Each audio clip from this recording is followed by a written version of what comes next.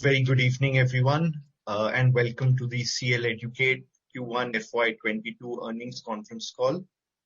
My name is Arjun Wadhwa. I'm the CFO of CLEDUCATE, and it gives me great pleasure to welcome you to this session. I'll be your host this evening, and I'm joined on this conference call by Mr. Satyanarayanan, Chairman of CLEDUCATE and CEO of our test prep business. Also joining us are Mr. Nikhil Mahajan, Executive Director and Group CEO of our enterprise business, and Mr. Gautam Puri, our Vice Chairman and Managing Director. We understand that today is a very busy day for earnings calls, so we'll be concise in our presentation and leave a lot of time for Q&A later on.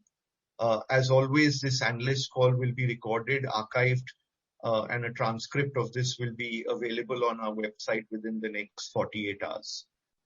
I'd like to start by inviting Satya to take you through the early slides, after which I'll take over again. We'll have time at the end, as I said, for Q&A. So I'd request you to hold your questions till then, and we'll take them up at the end of this. Over to you, Satya. Thank you, Arjun. Could you please confirm if I'm audible and it's clear? Loud and clear, Satya. All right. Thank you. Yeah, good evening, everybody. Thank you very much for joining us on this call. And I'll head straight into the presentation. I'll take the initial couple of slides which updates you about the broad context in which we are operating, some key aspects of our business, and then Arjun will step in, take us through the specific updates and the numbers, and towards the end I'll come back again. Yeah, we could go to the next slide, Arjun. This past fortnight has been quite interesting, and many of you must be very keenly cued into the developments that have happened in China. And I'm pointing it out right up front because the centrally affected industry was the edtech sector. And in the next slide, I'm going to spend a minute or two sharing some observations, some things that we are following. It may or may not have a very direct impact on our business right away. But as you know, and I'm sure you're more tuned into it than we are, there could be some very interesting connections that we might observe over the next few quarters. On the core business environment context, COVID has been making the business a little up and little down. The markets have been affected, impacted on both sides at CLEDUCATE, both the consumer edtech business as well as the enterprise keystone business. Specific bullet or two, the COVID wave played havoc with the admissions exams calendar. The board exams got delayed in India, as you know. Many exams were cancelled, and one or two new, very keenly looked forward to events such as the commencement of CUCET, which is slated to be the largest undergraduate singular test prep exam that has not started this year, that got cancelled, and it's likely to happen only in 2022. On the overall business environment, our view is that maybe the offline interactions got deferred by about 6 months. We see some early signs of colleges and schools announcing that they are opening the campuses, but those are very tentative steps. Many businesses are beginning to announce that they are going to become more working from office than work from home. Those kinds of things will aid our omni-channel business, which is there on both sides. The higher education academic season, the commencement of it will be delayed, and we see that if the third wave does not affect the health or does not cause the death rates that we saw in the second wave, then perhaps Diwali or post Diwali we might see impacts going away, and we hope that that's what we see for the third wave. Moving forward, I'm focusing on a few very key points that has been observed in China, and one interesting thought or concern that one that did cross my mind is that, is such a thing possible in India? Thankfully, the answer looks a very categorical no to my head. But if you look at some of the things, no classes to be held, late evenings, grade 6 and below, the curriculum, online curriculum has been banned. EdTech firms have been, an edict has been passed for them to be not for profit. A foreign curriculum is coming into new kinds of scrutiny. No tutoring on holidays. Now, I think it is important for me to also mention that some of these might turn out to be false alarms in the next few weeks. But these are some scrutinized information that we have been tracking, and ownerships, raising capital, all of these has resulted in quite a chaos, especially in the investors' minds, and the impact has been seen far and wide, including the Golden Dragon Index in New York. That itself has seen a 30% drop, not to count the 40, 50, 60% drops in the market cap of EdTech companies in China. One hope chest or a very interesting optimistic interpretation of this is that, I personally have always held that the global EdTech capital over the next decade will find its foundation, base, and home in India, pretty much similar to what we see in IT services. And this just could be that event that we look back upon a decade from now and say that this one hastened the process and also was decisive in the outcome, where Indian EdTech companies have gone and built out their next level of growth with their base in India, but with global markets as the opportunity. I'll move forward. As I said, the physical aspect, physical touch business has been zero on both sides, on test prep side and also on the Keystone side, which translates into classes and events. We ended up servicing about 18,000 paid customers. The postponement of exams continues to remain a big concern for us. Hopefully, now the next big exam season begins only in the December, in the October, November, December, and then onwards. So hopefully that should be fine. But unless it happens, this will remain a concern. Corporate business Keystone revenues have been up, and Arjun will cover a little bit more, and Nikhil can step in to answer in your Q&A. The virtual events platform has seen a very good pickup in various markets globally.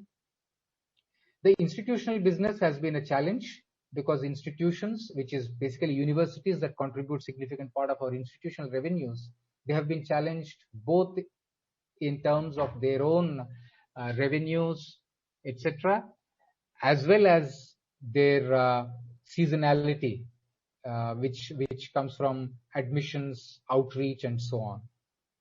So these have been a summary of our second wave impact observed over the last 3 months. I'll pause here and hand it over to you, Arjun, to pick it up from here. Thanks, Satya. I'll just run you guys over the business updates as far as our specific segments are concerned. For us, from a test prep business perspective, as Satya mentioned, everything was digital over the last 3 months, like it has been for the better part of the last 18 months. From a comparative perspective, though, uh, the business teams have done well.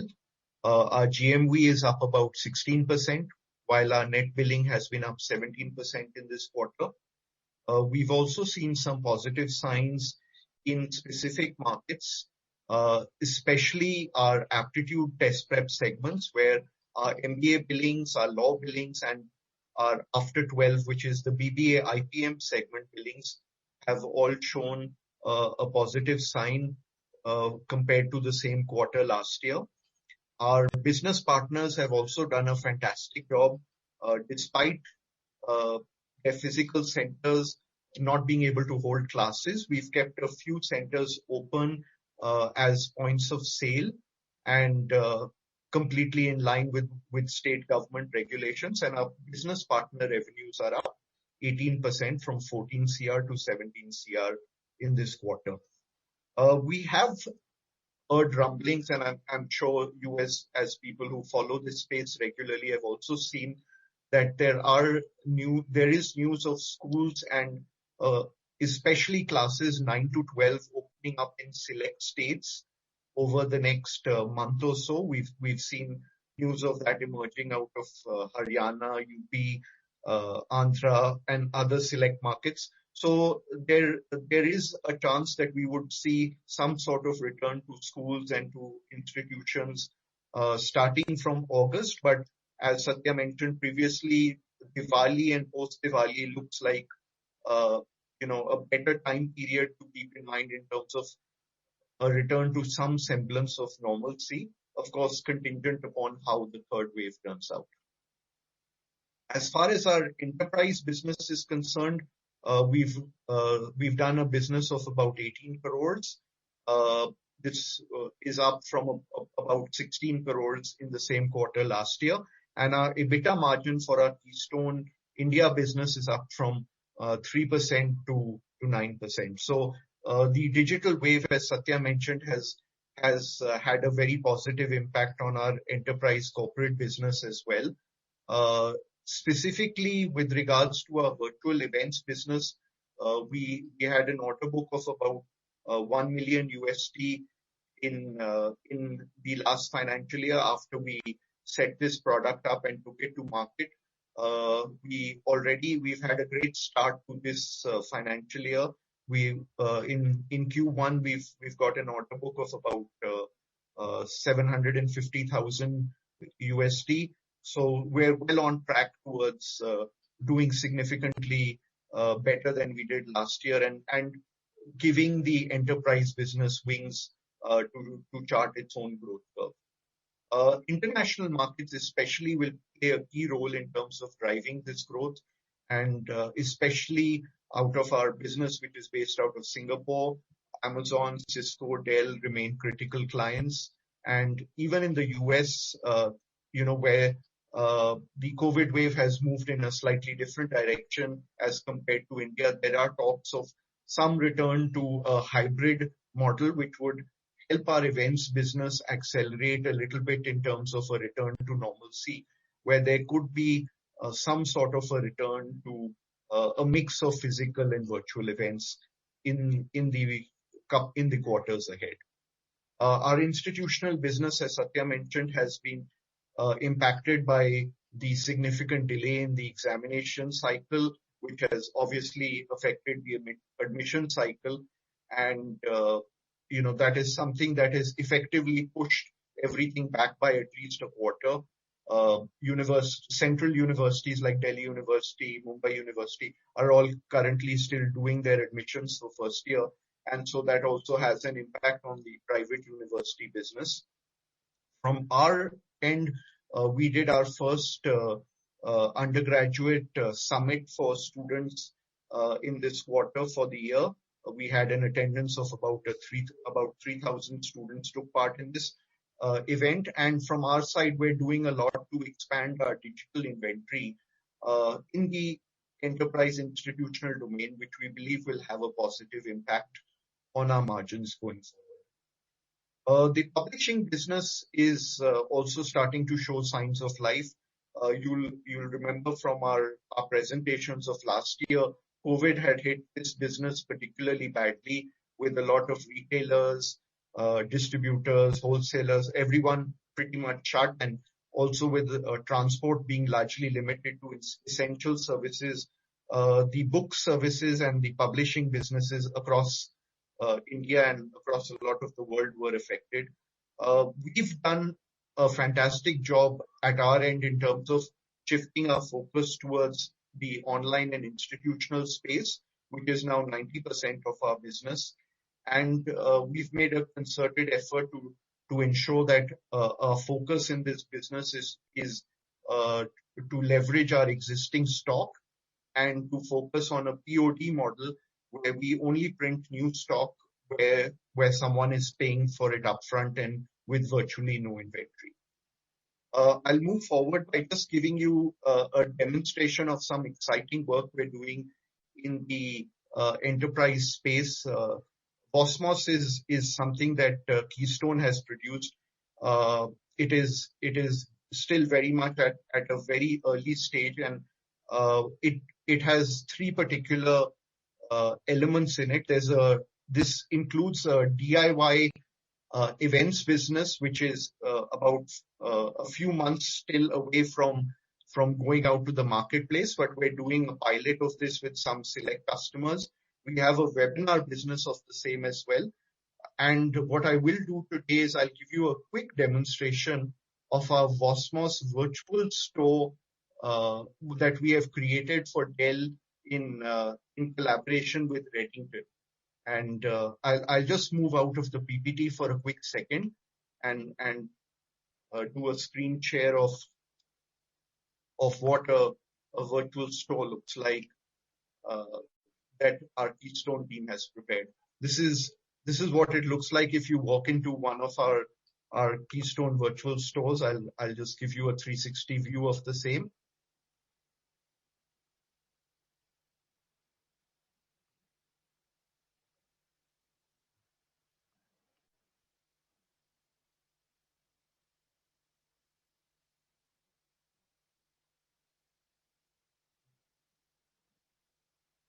This is if I enter the lobby and I have these different products available of Dell that I can take a look at. We have their laptops, their servers,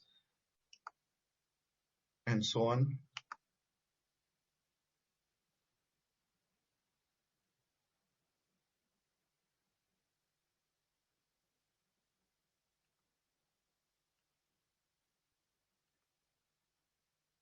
I'll just enter into the laptop space and give you a quick overview of what it looks like. You can take a look at the different laptops available, watch a video which will give you a 3D representation of the same, and you can click on it and actually purchase the product as well. So just to give you a bit of a demonstration into what a superstore looks like on a virtual at a virtual level today.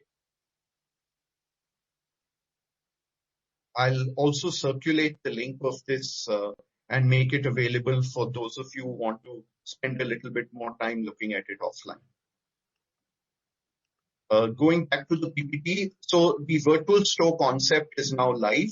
We're looking at rolling this out as part of our Keystone Enterprise business to different markets over the coming months. And as I shared previously, the DIY events and the webinar business is still under a pilot testing, and we're looking to roll that out in a couple of quarters down the line.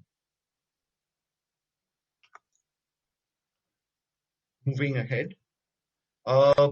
This is just a quick view of some of the events that we've been doing in Keystone. I spoke to you about how our international business is absolutely crucial going forward, and this was an event we did virtually for Middle East banks in April. This is an event that we did with Microsoft, just to give you a quick overview of some of the great work we've been doing at Keystone over the last few months. I'll move into the financials now.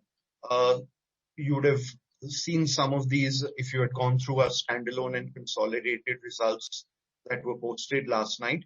Our operating revenue is up 10% on a year-on-year basis from 47 to 52, and our adjusted EBITDA is more or less flat. Our operating EBITDA is up from 3.8 to 6.3, and I'll walk you through that in my next slide. Our adjusted PAT is also up 81% from 1.6 CR to 3 CR on a year-on-year basis. Moving forward, as I was sharing just recently, our operating EBITDA is up from 3.8 crores to 6.2 crores. That's about 64%. The difference between the operating EBITDA and the EBITDA is one-time income that would have hit our other income on account of some interest from tax refunds and some liabilities that were written back. So if I were to just look at it from a business perspective, our revenues are up almost 5 crores, which is 10%, and our EBITDA is up by 64%. EBITDA margins too are up from 8 to 12%.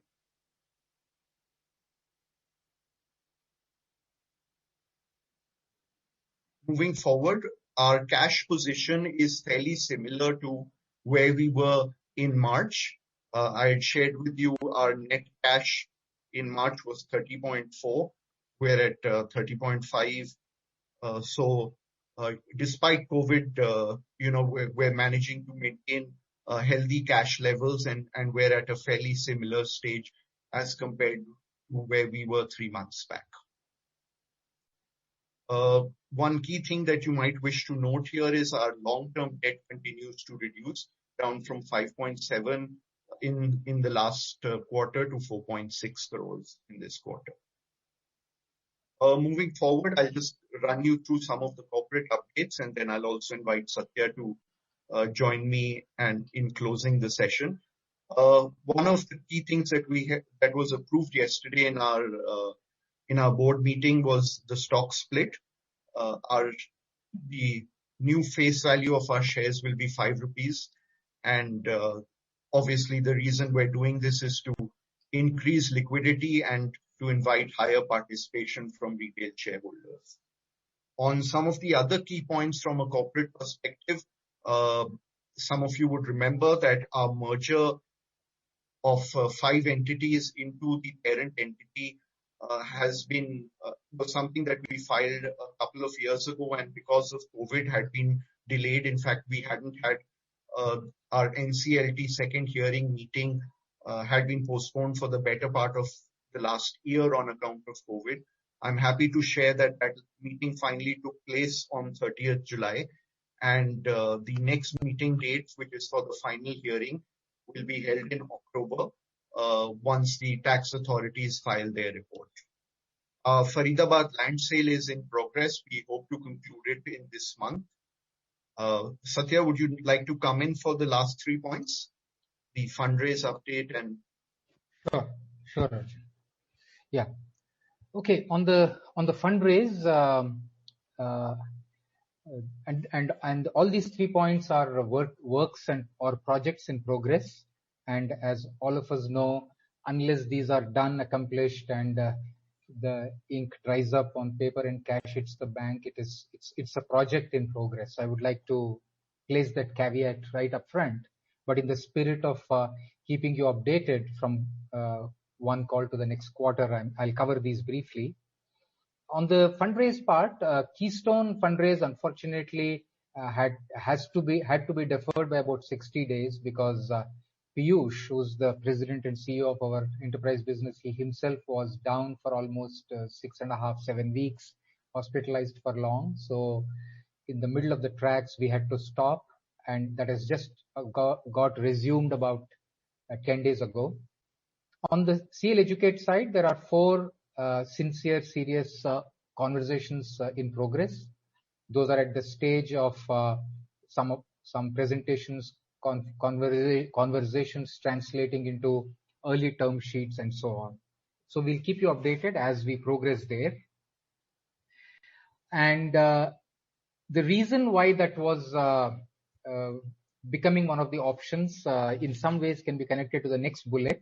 As you know, as you're aware, one of the things that we are trying to do over the next 24 months is to be able to grow from leadership in 3 business segments, which is MBA, law, and IPM, and add UPSC to it.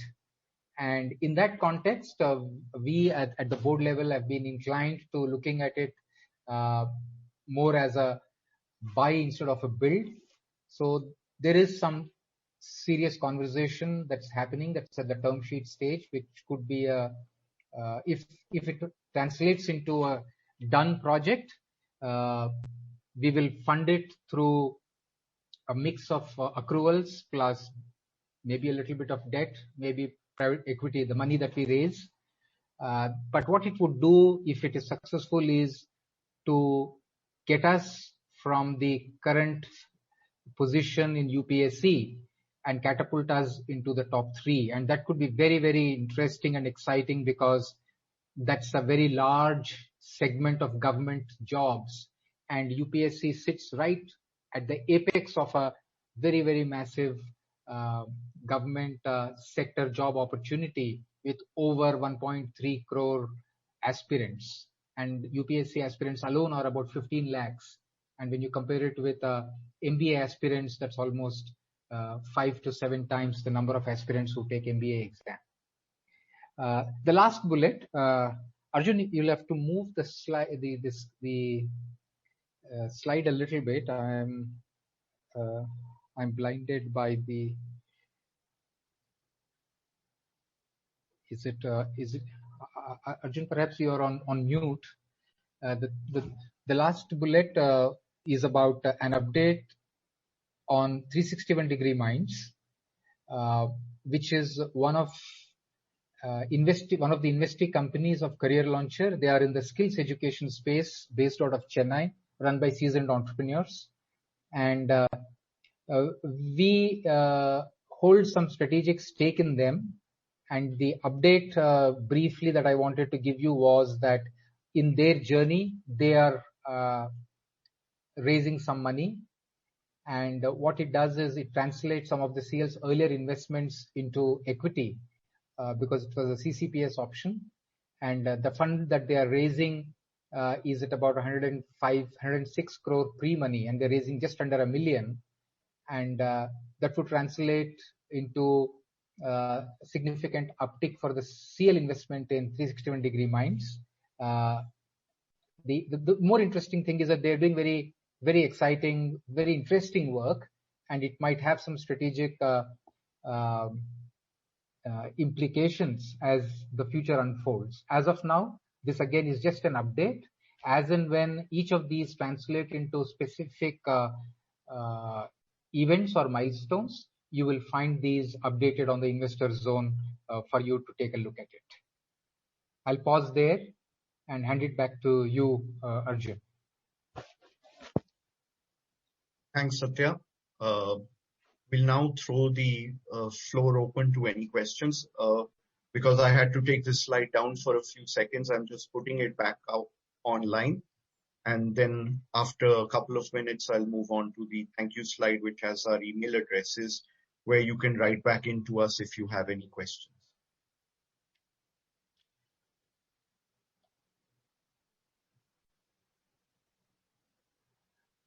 Arjun, you want to pick up? There are a couple of questions here in the chat box from Aniket, and then I can see another hand going up too.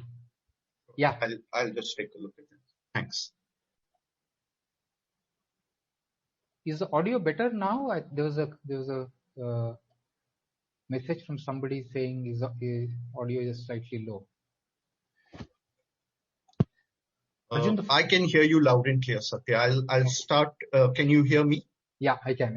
Okay. So I'll start by sharing Aniket's first question. He's asking about the segment-wise revenue contribution and also from the test prep business.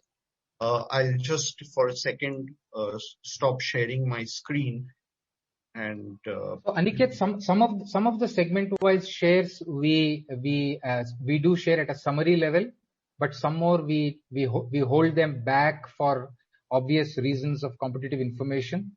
Our business has it still doesn't have the ORG mark kind of data publishing. So from a competitive information security point of view, some granular details we refrain from sharing. But broad contours can be shared by Arjun and even put up on the website once it is audited and approved by the appropriate senior guys. Thanks, Satya. Just to also share that, Aniket, if you look at our consolidated results page, it has the 5 segments shared in that: the partner, digital, consumer publishing, enterprise corporate, which is predominantly the Keystone business, the enterprise institutional, and others. So you'll get the specific information that you were desiring if you take a look at that page. I'll just put it on the screen so that the same becomes available for you to check out later on. I'll move on to the next question in the meantime. On the fundraise part, I'll take this, Arjun. On the fundraise part, Keystone, we could assume that it quite literally started off 10 days ago. So as I mentioned in the last call, assume that it's a 90-day journey. So another 80 days for Keystone. And all of us are seasoned enough in this that it takes anywhere between 3 to 6 months. On the CL side, I think the place where we may have to begin to have internal confabulations, discussions to say a yes or a no, and the term sheet based discussions, that might happen before or by the time we get to the first week of September, in my view. And next 30-40 days, CL, we should be in a position to either say yes and pick up an investment, or say a no and move on. And as you know, I wanted to be reasonably clear that our fundraising is for very important strategic reasons, to fuel growth, to use it to fund our acquisitions or acceleration, brand building. Those are the kind of 3 important application of funds that we see for the funds that we are raising. And we will be very mindful of the value that it attributes to the overall business when we engage when the board subcommittee engages with the potential investors. I hope I'm clear on that. Arjun, this question you might want to take. How much money? Yeah, Satya, as you rightly said, there's a question on the update on our legal matter with BNS Strategy Services. Yes. I'd just like to share that this matter is currently sub judice, and the arbitration proceedings are in progress. There is a recoverable from BNS into CLIP, which is in excess of 4 crores. And there is also a transaction portion to be completed as part of our original term sheet, all of which is currently in progress. And we'll update you on the same as and when we can. As I mentioned, the matter is currently sub judice, so I will limit myself to sharing just that for the time being.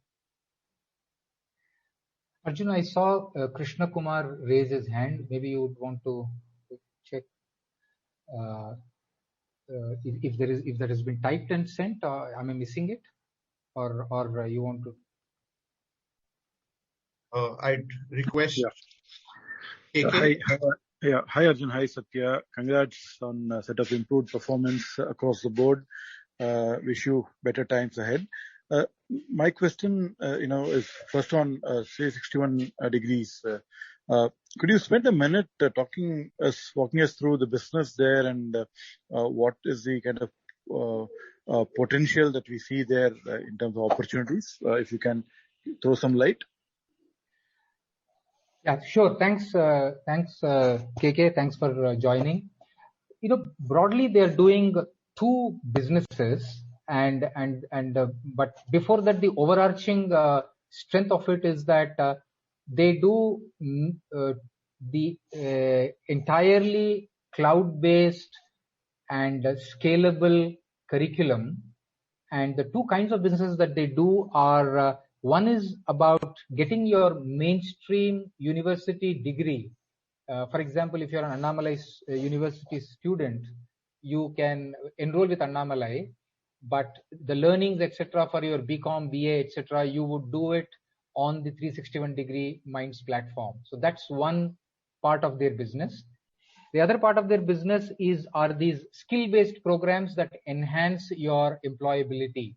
You get from a good job to a better job, and both of these are delivered online. They do have a little bit of a contribution coming from partners who act as reseller partners, and their programs and products and segments are extremely complementary to where CL focuses. So if it picks up well, and if there are some synergies in future, it could be a good candidate for CL and 361DM to engage at a strategic level. However, at this point in time, it just might be premature. We find the team very competent, and that was what led us to invest a small amount of money about 3 or 4 years ago. I hope that answers your question, KK.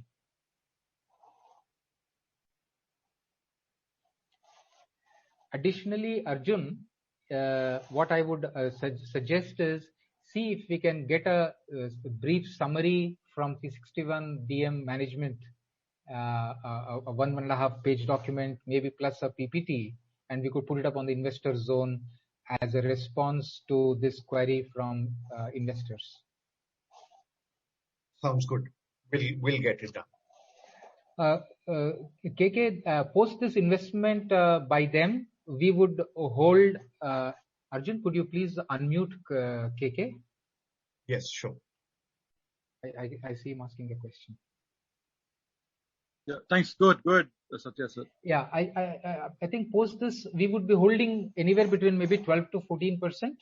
They are still at the term sheet negotiation, etc. stage. That's what we would hold of this, and the pre-money investment is at 106 crores, and they are raising just a little less than $1 million in this phase now.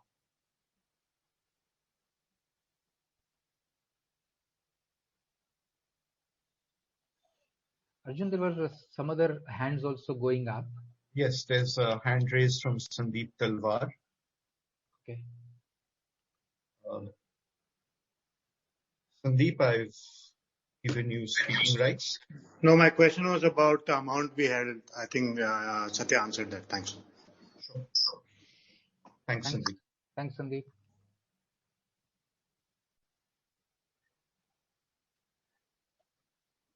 Right, Satya, if there are no more questions. There is one from Muthu Kumar. Arjun, I'll pick it up broadly.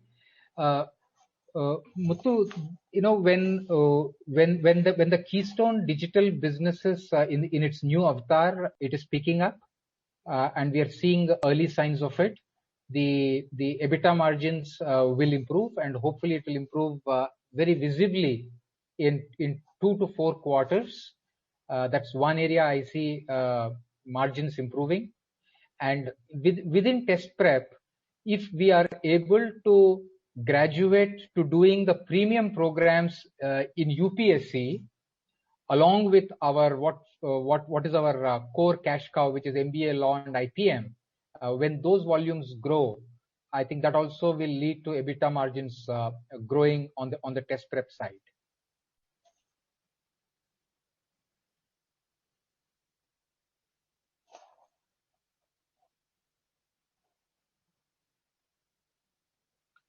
There is one particular point that I would like to mention in continuation with that EBITDA question. See, the profitability becoming non-linear, especially on the consumer side, though it is equally applicable on the enterprise side, Keystone side, that's going to come from we cracking the threshold premium enrollments, and there are 2 or 3 initiatives that are underway for the last 6 months. Hopefully they will bear fruit over the next 2 or 3 quarters. One is, this onlineization of learnings is yielding to a very changed pedagogical timetable as far as our interactions with students are concerned. Earlier, we used to have small batch sizes. They would come 3 to 4 times a week. That has already now made way to large batches, which are all delivered simultaneously, wherein a single faculty, instead of handling 30 or 40 students, he is now handling 300 to 400 students, because it's a live online broadcast. And when that kind of picks up, and this already happened a little bit during the COVID era, the productivity per fixed resource that you do, that's altering significantly. Number 2, when in the new areas that we are entering, when we are able to graduate to the premium programs, for example, a UPSC program is a 1 lakh rupee program, premium one. Similarly, an IPM 2-year program or a CUCET 2-year program, these are all premium programs that always end up delivering non-linear profits once you cross a threshold and you are able to build leadership there. I'm looking at these 2 enabling our profitability growth as we move 2 to 4 quarters from now. Yeah, Arjun, over to you. If there is no more, we could. That's a late question coming in, I think, Satya. Oh, no, so thanks from Muthu Kumar. You're welcome, Muthu, and it's been our pleasure to host all of you this evening. We'll be back with our ATM on 31st August. We would invite all shareholders to join us again for that. Thank you so much for joining us today, and have a good evening. Thank you. Thank you, everybody. Thanks, Arjun.